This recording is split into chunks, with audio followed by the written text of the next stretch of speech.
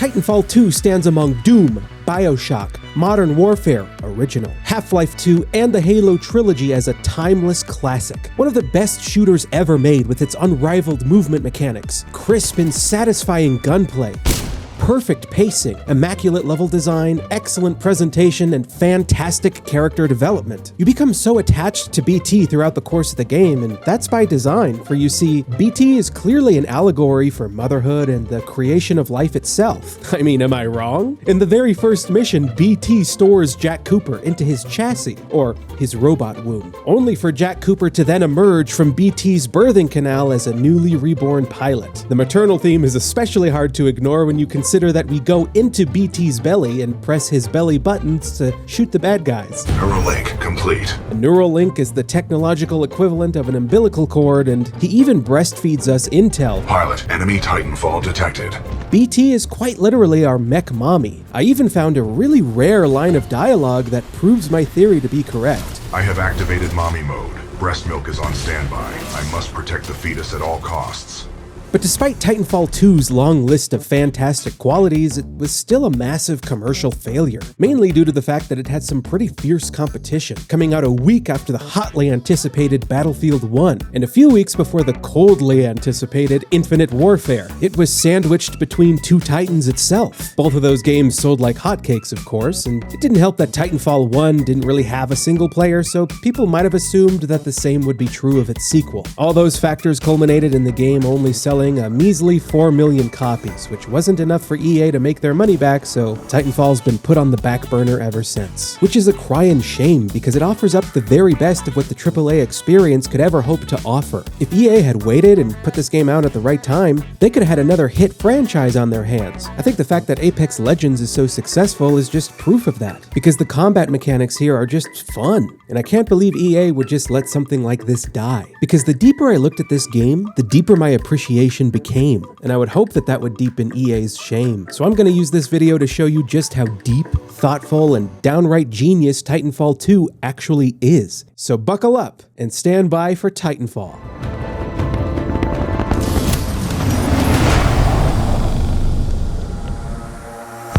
Titanfall 2 wastes absolutely no time with its Titanfall tutorial, and I find this to be the case with most of the classic shooters, right? Half-Life 2 let you walk around and explore City 17, Doom just dropped you straight into the action from the get-go, and Halo had you looking at a couple of lights before running through the Pillar of Autumn as it's getting destroyed. Titanfall takes a page from Halo's book and has you looking at a couple lights before thrusting you into a simulation which serves as the tutorial, before being thrust straight into the action. And you know, the first gunfight here isn't anything special really. It is, however, really good at setting the stage, as you're fighting beneath the wreckage of a giant space cruiser while enemy dropships fly overhead, which gives the enemy forces an intimidating presence and makes you feel so small against them. Our first objective has us looking for batteries to put into BT, and this here is where the game truly starts. I couldn't help but marvel at the level design here, because despite the fact that we're in a jungle, there isn't too much visual clutter, and it's always immediately clear as to where I'm supposed to go and what I can or can't wall run on. And they also used this opportunity to give the player a couple of minutes to acquaint themselves with the wall running mechanic. A couple of minutes later, you unlock the double jump ability in the very first combat arena. A combat arena that was designed around that double jump ability. See, it's got a bunch of rocks all over the place which you can use as cover, but they're too high to see over, which encourages you to experiment with your double jump to get some better angles on the enemy. Then after that, you're given an automatic shotgun, which is easily my favorite weapon in the game. Oh baby, flicking and clicking on the mouse? Damn, feels smooth as butter. Then you get a sniper rifle too.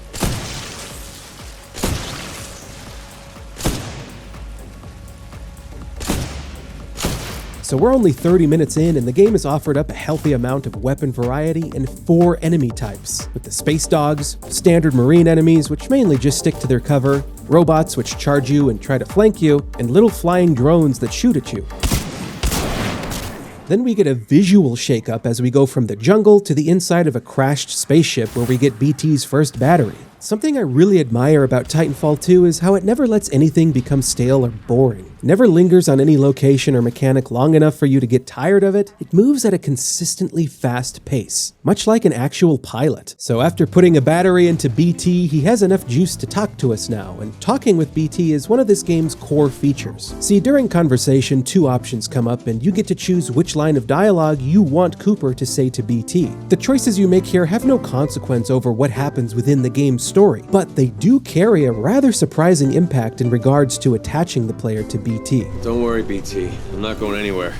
Understood. And it's so simple, yet so genius for so many reasons. So not only does this add replay value, but instead of passively listening to a conversation like we would in most shooters, we're now being asked to actively engage with the conversation, which forces you to pay more attention to it. I'm moving. It also allows the player to choose how they get to know BT by giving them slight control over the interaction. How long did you serve with Lastimosa?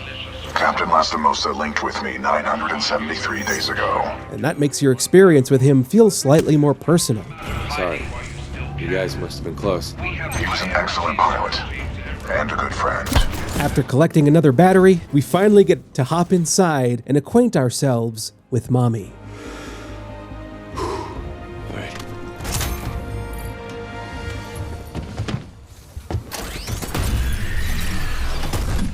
And how cool is this, right? Because now on top of wall running and cool gunplay, we also get to have these big mech fights. And the mech AI is pretty good too. Check this out.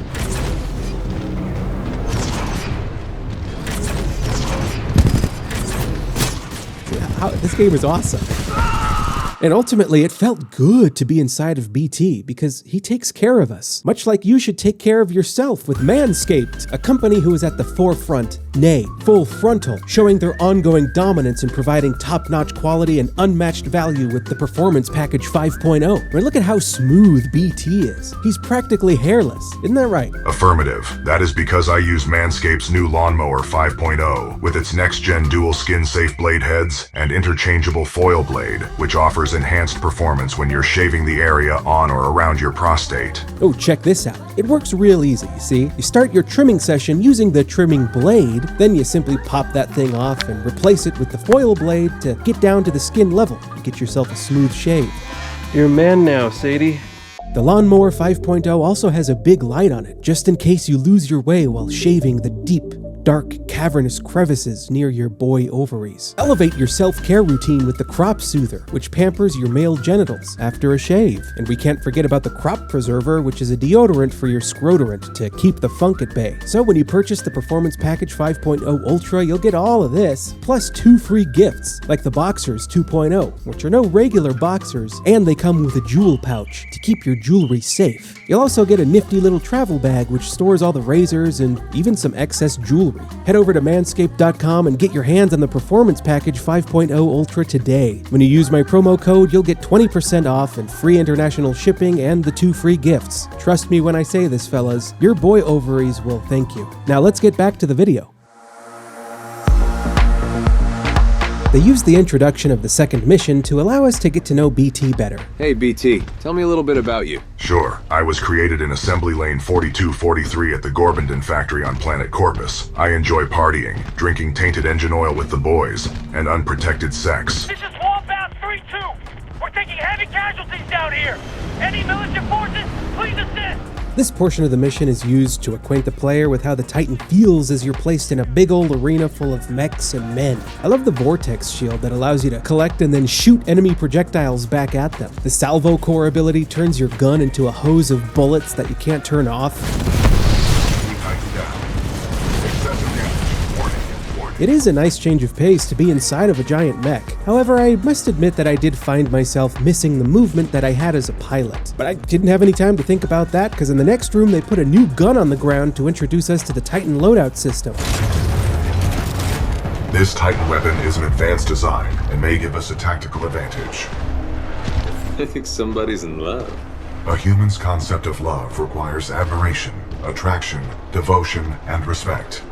Conclusion: I am 50% in love. I actually feel like that's a pretty solid joke. BT's new love interest is the Tone loadout, which comes with a new gun and different abilities. It's also got a slightly different gameplay loop than the previous loadout. So if you shoot a Titan 3 times, you fully lock onto it, and then you can launch a salvo of missiles for big damage. Now, you see what I mean when I say this game doesn't let anything get old? You can also change your loadout at any time by simply pausing the game, giving you tons of freedom to experiment with different playstyles. Then we leave the mech and get right into our pilot gameplay for a while before the game takes an opportunity to slow things down when we reach a batch of wounded riflemen. This scene shows us the devastation that the enemy has wreaked on our fellow soldiers. It's pretty tough to stomach all this death and destruction, but stuff like this is important because it gives the illusion that we aren't the only people in this fight, that we too are just a soldier on the battlefield. This reminded me a little bit of Halo 3 actually. You remember that section after you blow up the Scarab and you walk past some wounded Marines? It's kinda like that, but Titanfall 2 understands that we're not here to look at all this. We're here to play a video game. So I made the choice to play this game on Master Difficulty, and this section was where I learned that the Master Difficulty was no joke. I think that the harder difficulty actually enhances the game as it encourages you to stay mobile to make it harder for the enemy to shoot you, jumping, sliding, wall running, chaining all your movement together temporarily makes it so that the enemy can never get a bead on you. If you find yourself caught out in the open, you can use your cloaking device. Despite the overwhelming odds, you always have options. They also introduce a new enemy type, which is this robot spider that rushes you and explodes when it gets near you. This is a perfect addition to the gameplay sandbox because it forces you to keep moving and play the game in the way the developers intended. And let's take a moment to look at how well designed this arena is. There's a perch with a sniper up top on here that you can use to snipe people. There's always an escape route you can take if you get swarmed. There's plenty of pockets of cover to dip into that allow you to cloak yourself and get the drop on your enemies. Respawn did such a good job of designing all the combat arenas really around the player's character movement and tech abilities. It's masterful stuff really, and then before you know it, you're hopping back inside of BT and we're off to fight our first boss. The boss battles are probably my least favorite element of the game. Sometimes they can feel a little awkward and some boss fights are much better than others. And I feel like this fight janked out on me a little bit because I was able to kill him by just standing still behind my shield and he wasn't really able to do a whole lot to me. But this boss only serves to introduce the player to the concept of Titan boss battles, which it definitely succeeds at. And defeating the boss allowed for Cooper and BT to bond a little bit. Hey BT, do you ever feel bad about all those people you killed? Negative. I love the feel of human meat on my knuckles. But there's no time to talk, because shortly after that, BT gets kidnapped by an overpowered crane, and it's up to us to save him. This may well be one of the best levels to ever be put into an FPS. From concept to execution, this is flawless. The level of creativity and dynamism is downright impressive. So we're in some kind of assembly line, right? There's all these platforms being placed around by giant machines, and if you're not careful, they'll crush you. Oh! Now this teaches you to be wary of the environment, so you're always looking around and trying to make sure that you're safe. Then eventually you realize that you need to hop onto these platforms to progress through the mission. You take a ride on them as furniture and bookcases are getting placed onto them. You gotta be extra careful because you could get sat on by a lazy boy. And just as these platforms are being built up, the gameplay builds up along with it. See, now you ride them as cover is being dynamically placed in front of you, and you're expected to shoot enemies, but they've become much harder to hit thanks to the moving platform. Oh, but I found that if I jumped at the right time, I could use the platform's momentum to launch me much extra far. Whoa, fuck, whoa! I was having an absolute blast here. I hadn't been this engaged with the video game in months. No! Ooh! Then we discover that all these platforms are being built up to construct a training simulation for our enemies, the IMC, and we have now become an impromptu part of this training. We shall see how impressive you truly are.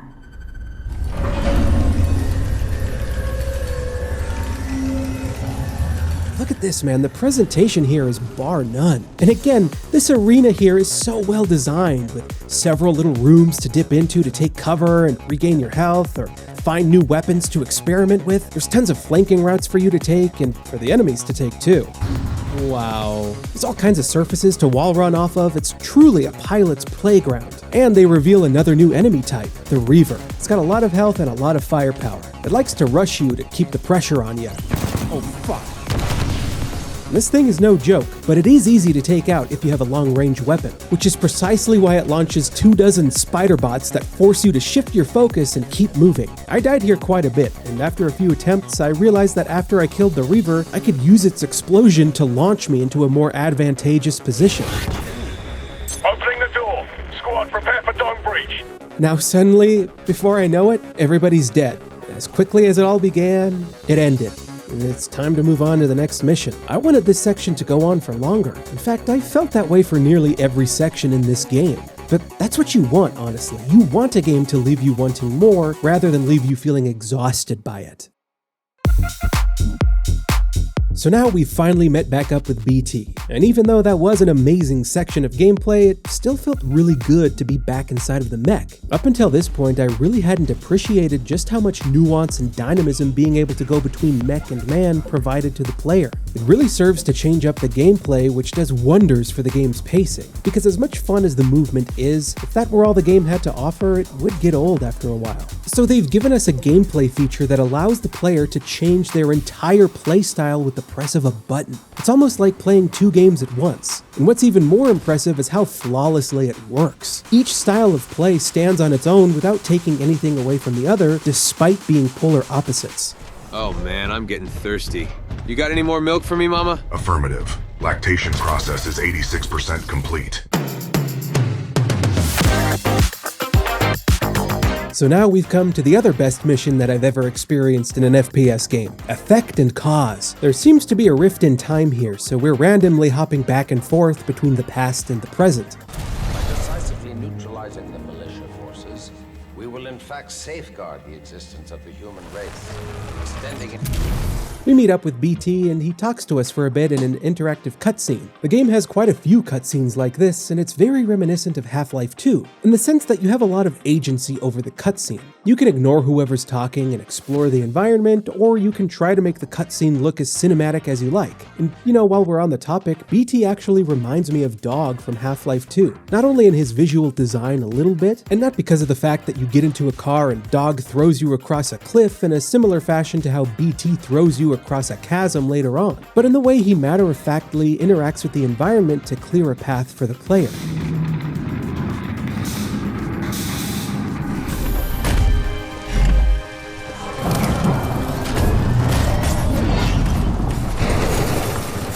Nice. Maybe next time you can throw me. Noted. So now we get to the meat of this mission. We pick up a device that allows us to take control of the ability to hop back and forth in time.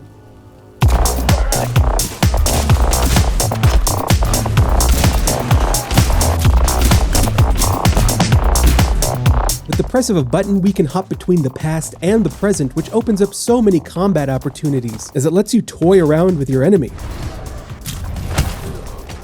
It's so much fun to just zap to the present, go behind the bad guys, swap back to the past, and shoot them all in the back. This mechanic lets you toy with your prey in a way that makes you feel creative, and it builds on itself, because as the level progresses, they start putting enemies in both timelines. So in the final shootout, you're literally engaging in two battles at once, killing humans in one reality while killing robots and space dogs in the other, and it is so damn fun. It's pretty impressive too when you consider the fact that they had to design the same environment twice. One that is clean and pristine, and one that is broke and full of smoke. It's almost like they turned the ability to swap from classic Halo to Halo Anniversary into a full-blown mechanic. They went all out with it too. They got you swapping between past and present to avoid lasers, or to avoid fire on the ground, or to make platforms that don't exist in one timeline appear in the other. And they throw some surprises in there for you too.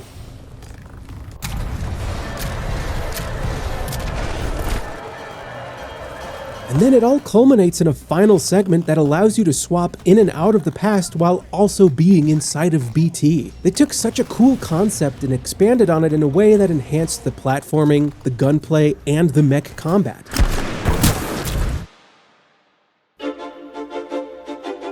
I like how at the beginning of this level you're literally riding on BT's shoulder, like we're his little parakeet or something like that. Now this mission sort of slows things down for the most part. You find an arc tool which allows you to turn wind turbines on and off, and that offers up some light puzzle elements. The puzzles aren't too complex, they're not meant to be anything more than a minor obstacle, because I don't think Respawn wanted to detract from the actual gameplay or overall pacing. They serve to give the game a little bit more texture. And later on you can use the arc tool to move platforms back and forth and wall run on them, allowing the player to manipulate the environment as they see fit. It's pretty cool and it manages to keep things fresh. And after all that, we come to one of my favorite moments in the game, the big toss. My analysis indicates a throw is our only option here.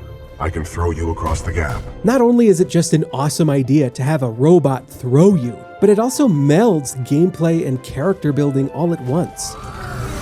Wind, 3 knots, heading 274. Range, 95 meters. Projectile mass, 89 kilograms. Trust me.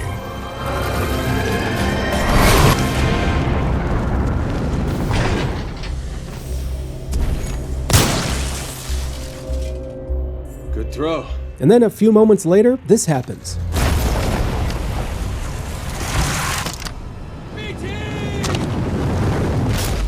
Got you.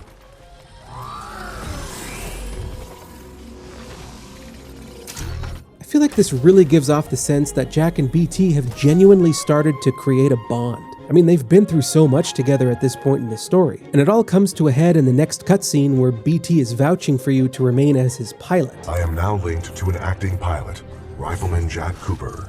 Wait a minute. Lastimosa linked you to a rifleman? Yes, he had no other options. Understood. We'll get you transferred to a fully qualified pilot. Objection.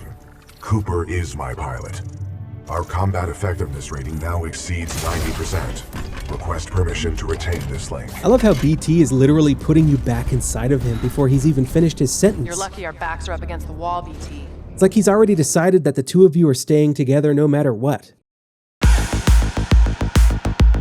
So now we're at the climax of the game, and this might be the most climactic climax of all time. We drop down from a spaceship and participate in a giant mech fight alongside these friendly mechs that assault other mechs in a mech arena. Then we ride on top of a spaceship where BT throws us from one ship to the other. Good luck.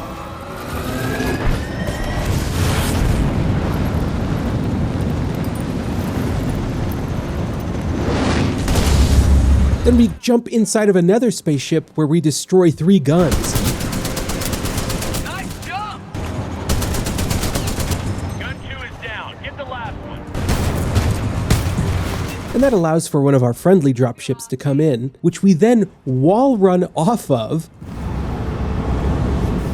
to jump inside of another enemy ship where we engage in a big fight alongside other pilots for the first time in the game, before overtaking the ship by breaching and clearing the control room.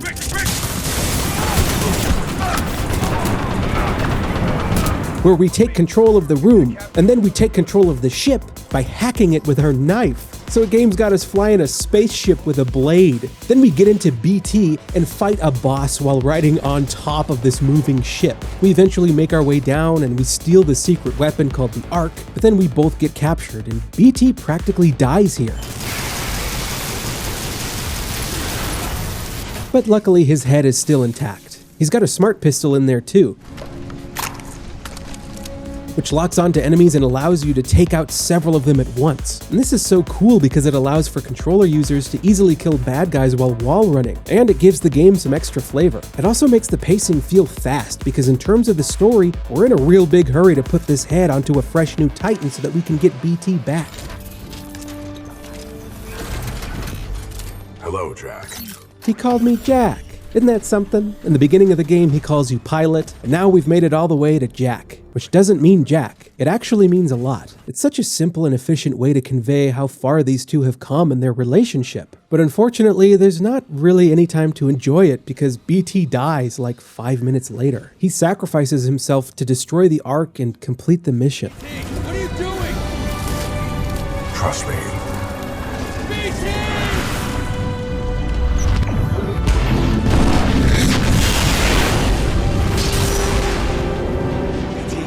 Cooper, we just lost BT signal. We're almost there. Cooper, and then you make one final mad dash to safety as everything is being destroyed around you, and just as quickly as it began, the game is over. Everything we just went through happens in the span of an hour, and throughout that hour, I was positively glued to my seat. And man, what an amazing time. BT's demise is probably one of the saddest video game death scenes I've ever experienced. It was genuinely emotional. A majority of the game's runtime is spent building up trust between these two characters, and it was just so damn wholesome through and through. I couldn't help but become attached myself. Only to have BT leave us forever just as the relationship had hit its high point. Back when this game came out, I was prepared to play an entire trilogy of Titanfall games with these two characters. That's not really in the cards anymore, even though there is a post-credits teaser which implies that BT is somehow still out there. And BT could absolutely be brought back. I mean, they did introduce time travel after all, so anything can happen. But it's more likely that nothing will happen, because we probably won't get a Titanfall 3, and to be honest with you, I hope we don't. I think we can all agree that EA made a massive mistake. If they had played their cards differently and released this game at a different point in time when the market wasn't so saturated with other popular shooters, it would have sold way more copies, more than enough to make a sequel. And I think people would have bought that sequel too, because everyone who's played Titanfall 2 has walked away from it craving a Titanfall 3. And I can't blame them. Titanfall 2 leaves the player wanting more with its short but oh so sweet varied gameplay sections. And then of course that post-credits teaser left us hanging. But I think that it's ultimately a good thing that we haven't gotten a Titanfall 3. Because after that VR Medal of Honor game, which was, pretty bad, and the technical disaster that was Jedi Survivor, I've lost quite a bit of faith in Respawn. And what's worse is the CEO, Vince Zampella, he stepped down from his role to work at one of DICE's studios to try and save Battlefield. The co-founder, Jason West, straight up left the studio. The guy who made the Effect and Cause mission is gone. One of their creative directors left. A lot of the folks who were responsible for Titanfall's magic are just completely gone now. So I'm not sure that a Titanfall 3 would have that same spark. It wouldn't be nearly as good as we'd all want it to be. But I do think that if they were to make a third Titanfall, that it would sell really well. The fact that Apex Legends is still hugely successful is proof that people enjoy this type of gameplay. And if they were to incorporate a few of the more popular characters from Apex into the third Titanfall for marketing purposes, that'd really help sell some units. But Respawn Entertainment and the industry at large have changed so much over the past 7 years since Titanfall 2's release. As exciting as the prospect of a third Titanfall might sound, I can say with full confidence that it won't be what you want it to be. This industry has continually pumped out more and more content for these beloved franchises. It's gotten to the point where we've had too much Call of Duty, too much Destiny, too much Star Wars, and Halo has overstayed its welcome. These once great franchises no longer leave us with the feeling they gave us in their heyday, because they've been milked dry by their publishers. But on the bright side, thanks to Titanfall 2's failure, it hasn't overstayed its welcome. In fact, it's left behind an untarnished legacy. Remember to like and subscribe. Also, don't forget to watch Ren's video on Skull and Bones. It taught me how to love. As always, we've got to give a big thank you to the patrons. Every dollar Ren gets from there goes right back into the channel. So if you want to see the quality of this channel continue to improve, maybe consider dropping a donation.